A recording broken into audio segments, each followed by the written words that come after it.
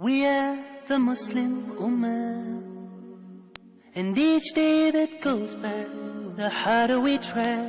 In gratitude we pray to Allah. Chosen as part of the best of mankind, we spread the word of Islam. Every difficulty faced in our lives makes us realize that it's just part of Allah's plan. Feeling stronger, we take it in our stride. Assalamu alaikum wa rahmatullahi wa barakatuh, and welcome back to this exciting journey which we started 21 episodes ago. We are now on episode 21. I'm Dr. Steph Karras, the author of The Forgotten Ottoman Heritage of Europe, the editor-in-chief of ilmonlinemag.com, a lecturer in several universities in Europe and in Africa, and we have had the chance to look into a variety of countries until now. We have had the chance to look into the historical spread of Islam, and we have come to the point to look now into the more modern aspect of the spread of Islam in the world, and especially in the western parts of the world. And we're looking into the western cultural parts of the world, because Australia does not necessarily belong to the West as according to the geography, but according to its cultural background, it's part of the Western Hemisphere. So we looked into Australia in the last episode, and we saw that Islam in Australia, the modern Australia from the 19th, 20th century on, had been brought to Australia by Muslims, mainly from the Balkan Peninsula, and then in the 60s also from Turks.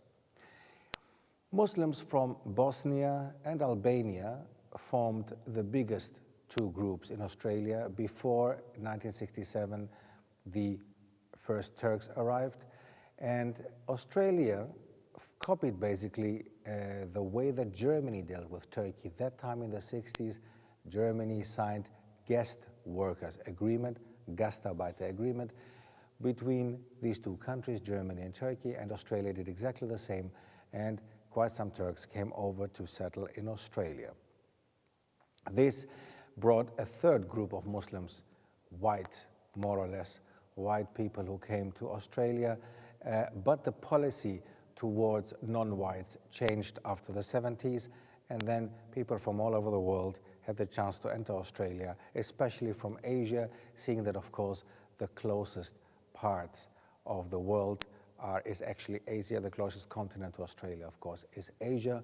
Countries like Indonesia, Malaysia, Thailand, all of them had the chance to enter Australia later, and many of them, of course, Muslims, especially considering the biggest Muslim country in the world, Indonesia.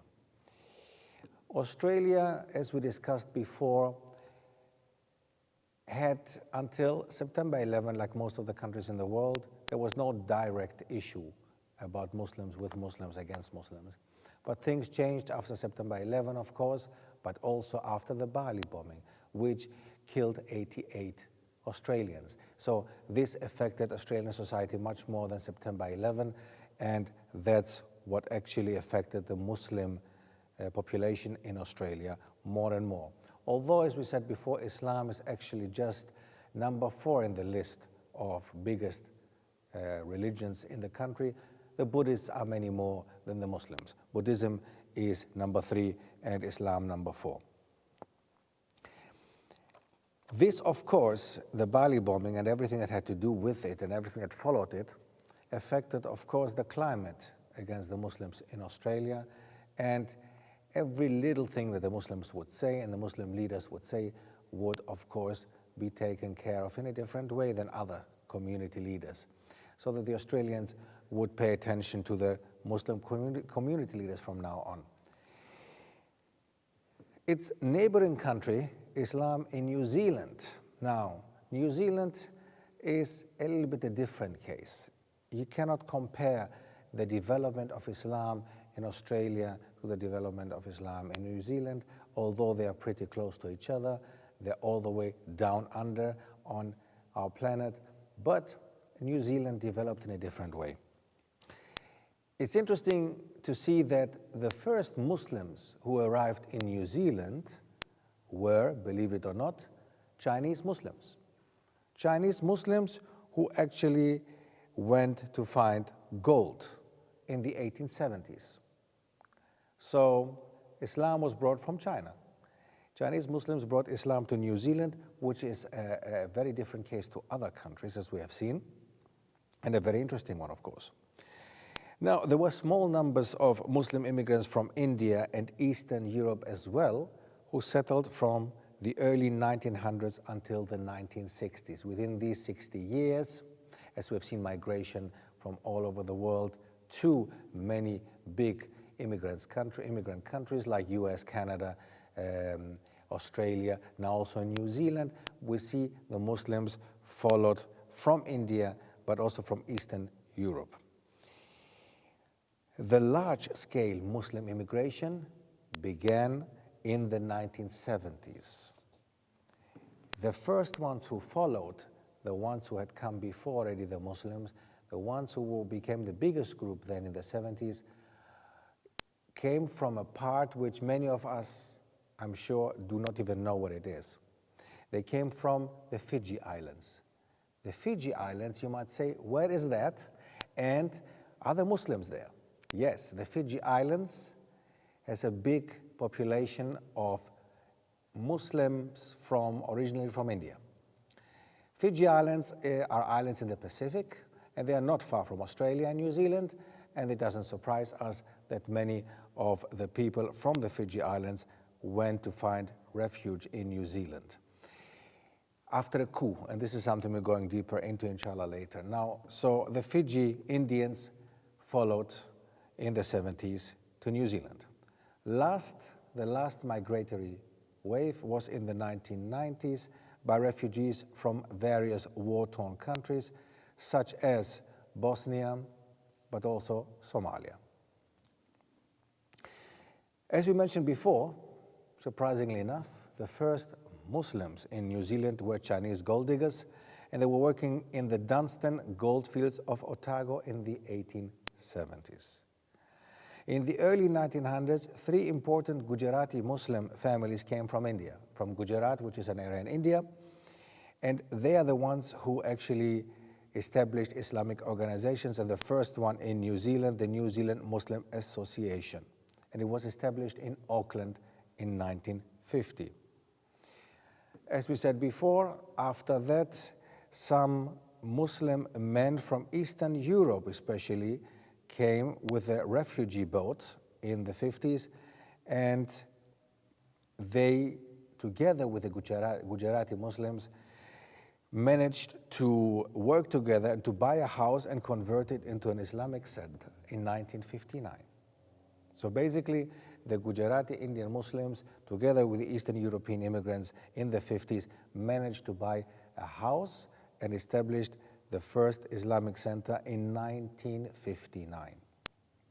By that time, of course, in Australia, Islam was settled already for around 100 years.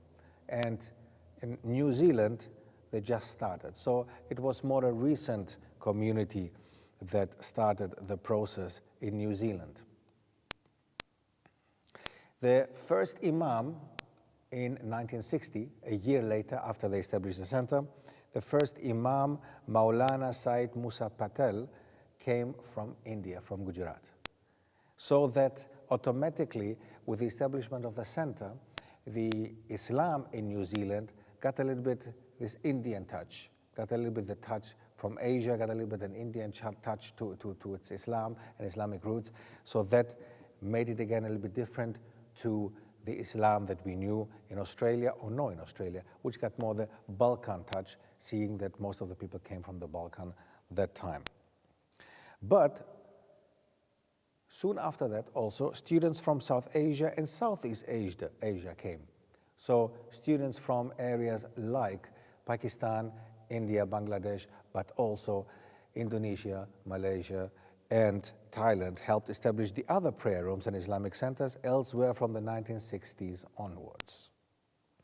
Although New Zealand had a relatively tiny Muslim population, until many years later, there were some activities that you can see that were going on that time, and it made it the Muslim community an interesting and active part of society, especially during that time that they had to basically establish centers for themselves that were not available, were not there. By 1979, there were three major Muslim organizations that existed in New Zealand, in the bigger cities, such as in Auckland, Wellington, and in Canterbury, and they were all brought together, and I find it a miracle, to be honest, that they managed to bring together all three big associations and organizations to create the one and only national Islamic body, the Federation of Islamic Associations of New Zealand, FIANZ. So they created one federation out of three, brought them together.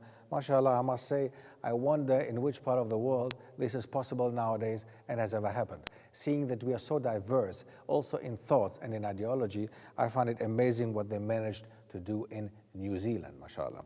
And I think, again, it's a lesson we can learn, I think. The large-scale Muslim immigration that came from the Fiji Islands, as we said before, influenced, of course, heavily the established Gujarat Indian Islam that was basically there already, and changed a little bit the face of Islam in New Zealand. But all this after the break, inshallah. Assalamu alaikum. We are the Muslim Ummah, and each day that goes by, the harder we try. In gratitude we pray to, the harder we try. In gratitude we pray to Allah. Assalamu alaikum wa rahmatullah, and welcome back after the break. Before the break, we spoke about the difference in Muslim migration to New Zealand and to Australia. We saw that most of the people who went to Australia, the Muslims, came from the Balkan countries, came from the Balkan Peninsula, whereas in New Zealand, the first ones to establish Islam were the Muslim Chinese. And after that, we saw the Gujarat Indians and some Eastern Europeans who worked together and established a masjid, a mosque and Islamic center in 1959, brought a Gujarati imam over in 1960, and then even out of three associations, they made one. So until now, we can basically see that the Muslim communities in New Zealand can clearly be called Muslim community, because until now we can see that they were working together, and there's a kind of cooperation you can clearly see, which in other countries doesn't exist. After the first Fiji coup in 1987 in the Fiji island that I mentioned before, there was a coup in 1987 and many Fiji Indians left. Most of the Fiji Indians were Muslims, are Muslims, and they decided to go to the closest country to find refuge, which was New Zealand. They followed their brethren who were there already in the 1970s, and they were the next ones to come in 1987. Early in the 1990s, many migrants were admitted under New Zealand's refugee quota from war zones that we mentioned before, Somalia, Bosnia, but also Afghanistan, Kosovo, and Iraq. Furthermore, we can also find a significant number of Muslims from Iran who live in New Zealand nowadays. So the community has become a little bit more diverse, especially after the 90s, but it got also a touch of Fiji Indian Islam, especially during the 70s and 80s. But after the 90s, people from very different parts of the world, from Africa and from the Balkan again, during the Balkan Wars, of course, had to come over to move to New Zealand and give it a different touch, give Islam a different face, or give a different face to Islam in New Zealand. It is interesting to see that the concentration of Muslims is mainly in the two bigger cities, in Wellington and in Auckland. We should not forget, New Zealand is basically two big countries, two big islands. It's one country, two islands, but they both have two centers, each one. The one is Wellington and the other one is Auckland. And in both of these cities, you will find the majority Muslims residing there. Auckland, being the largest city of New Zealand, of course, has most of the Muslims.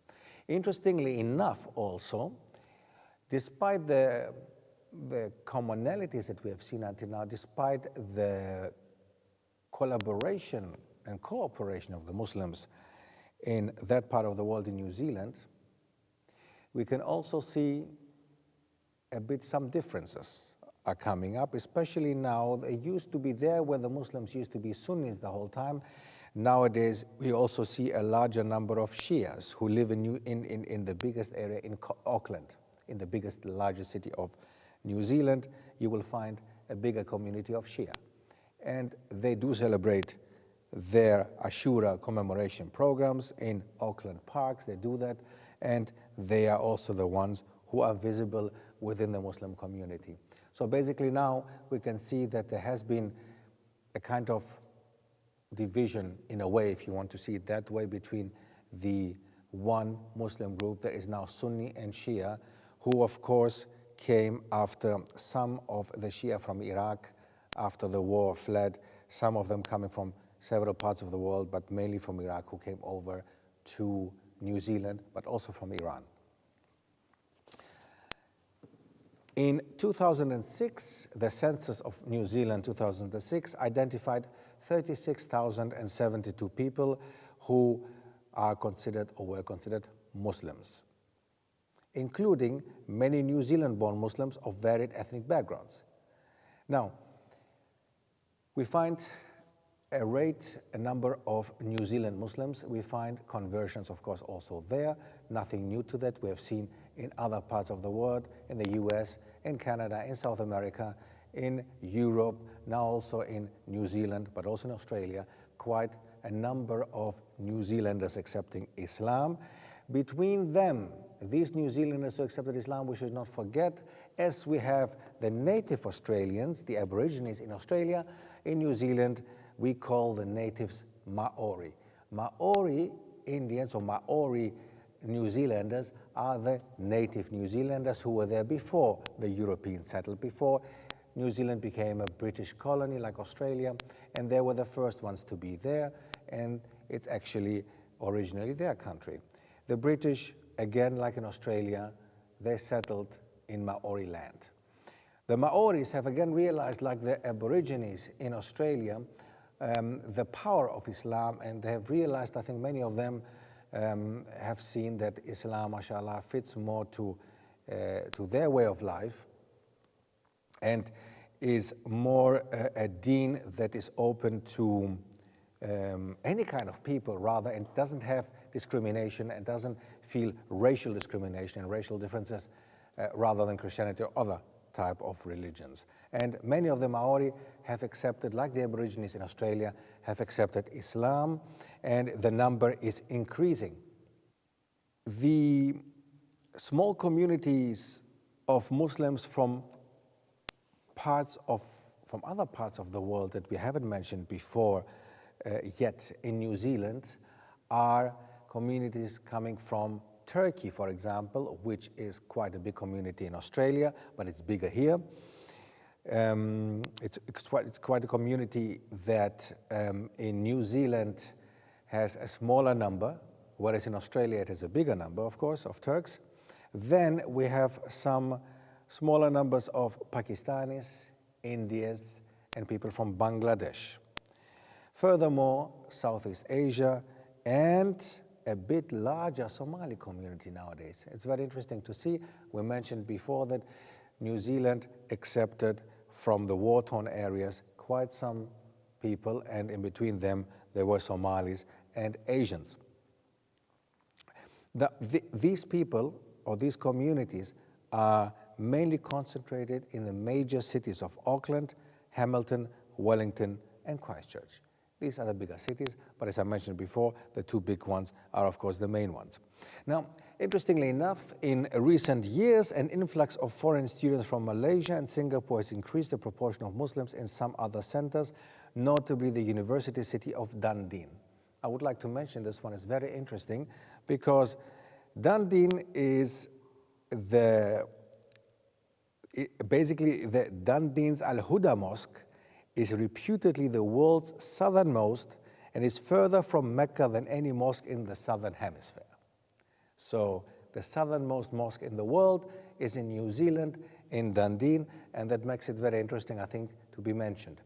As we saw in Australia also, quite some students from Asia came down to New Zealand to study at the universities, but also to learn English. Let's not forget that seeing that English is the only international language and the most important one in the world, students from Asia, of course, opt for the option to rather go to the closest countries that they have, Australia or New Zealand, to study at the universities. There's a big industry of English learning, English as a second language in this part of the world, in Australia and in New Zealand. Quite many universities, quite some private institutes work with people from Asia. Between them, quite some of them Muslims, especially from the Muslim majority country like Indonesia, but also Malaysia, but also Singapore. So we can find quite some students from that part of the world studying English, but also studying at the universities, other subjects that are of interest for where they come from, of course, for that part of the world. Now, we've seen a little bit of Australia and New Zealand is a little bit different. The development of Australia and New Zealand, of Islam, on the spread of Islam in modern Australia and New Zealand is a bit different to some other parts of the world. But we also have seen commonalities to America, to North America, and to Europe. We have seen that during the time of migration, people from all over the world chose to go to these immigrant countries, and many of them were accepted in Australia, in New Zealand, in the US. Australia and the US, of course, have a very diverse Muslim community, or very diverse Muslim communities, whereas New Zealand has a smaller diversity in its communities, simply because the percentage is also smaller, but also because the way that the Muslims came, the groups that came one after the other, was more consistent and more homogeneous. Well, here we have to stop, unfortunately. We've come to the end of the 21st episode, and I would like to welcome you to the next episode, inshallah. I hope you are enjoying this fantastic journey that we have undertaken, and I hope to see you soon. Assalamu alaikum wa rahmatullah. We are the Muslim Ummah, and each day that goes by, the harder we try. In gratitude we pray to Allah. Chosen as part of the best of mankind, we spread the word of Islam. Every difficulty faced in our life makes us realize that it's just part of Allah's plan. Feeling stronger, we take it in our stride. We are the Muslim Ummah, and each day that goes by, the harder we try. In gratitude we pray to Allah. Chosen as part of the best of mankind, we spread the word of Islam. Every difficulty faced in our life